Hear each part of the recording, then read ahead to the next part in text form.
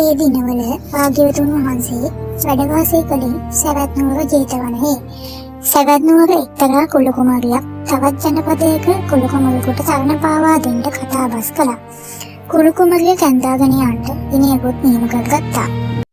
නැකතක් හදාගන්නේ නැතුව කොහොමද මගුලක් කරන්නේ? කියලා පුත්‍රයාගේ පැත්තේ මිනිස්සු කියන්ට ගත්තා. එතකොට ඔවුන් තමන්ගේ හිතවත් ආජීවකයා ළඟට ගියා.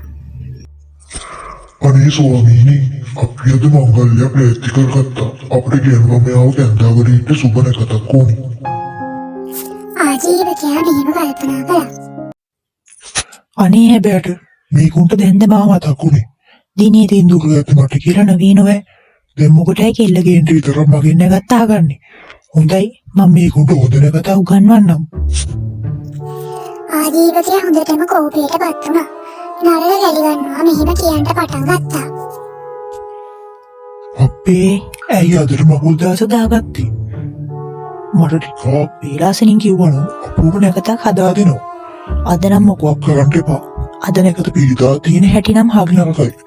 අද එහෙම මගුල් කළොත් මහා විනාශයක් වෙනවා. ඕම් පස්සේ මට මුකුත් කියන්න එපා. පාපී නැගත් වලට කරන මගුල් හරියන්නේ නැහැ. එතකොට පිරිමි ළමයාගේ පැත්තේ මිනිස්සු හොඳටම බය වුණා. හරි ස්වාමීනි, අපිට තේරුණා. එහෙනම් හොඳ නැකත් යෝගයක් තියෙන දවසක් හදා දෙන්න. කියලා ආජීවකයාගෙන් වෙන දවසක් අරගෙන ගියා. ගෑනු ළමයා කැඳාගෙන එන උත්සවයට ගියේ නෑ. සවැත් නුවර ගෑනු ළමයාගේ පැත්තේ පිරිස ළමයාව සරසාගෙන කැම්බීම් හදාගෙන බලාගෙන ඉන්නවා කවුරුවත් ආවේ නෑ. ගෑනු ළමයාගේ දෙමාපියන්ට හොඳටම කේන්ති ගියා. ඒ මිනිස්සුමයි දිනේ දුන්නේ. අපි මේ මංගල්‍යයට හැම දෙයක්ම කරලා බොහෝ ධනයක් වේදම් කරලා අපට ওই මිනිස්සුන්ගේ වැඩක් නෑ. අපේ කෙල්ල වෙන තරුණයෙකුට දෙමු. කියලා ඔවුන් දන්නා හඳුනන වෙනත් තරුණයෙකුට දෙල්ල පාවා දුන්නා. ආජීවකයාගෙන් නැකත් දිනේ ගත්තු අර මිනිස්සු වෙන දවසක පිරිස් පිරිවරාගෙන ආවා. ඇවිත් ගෑනු ළමයා ඉල්ලුවා. අනේ හැබැයිට තමුසලත් මිනිස්සුද? අපිට දිනේ දුන්නේ තමුසලා. අපි බොහෝ විය පැහැදම් කරගෙන ළමයා සරසාගෙන මොන්තරම් මඟ බලාගෙන හිටියාද? දැන් ආපයින් අනිකයි එත්තේ. අපි අපේ කියලා ඊට වඩා හොඳ කොල්ලෙකුට දුන්නා. අනේ මේ ඒක අපේ වැරද්දක් නෙවෙයි. එදා නැකත් තිබුණේ නෑ. අපේ නැකත් බලපු ආජීවකයා කිව්වා එදාට මගුල් කරන්න එපාම කියලා. තමුසලාගෙන ගද්දන් තමුසලාටම හරසලා.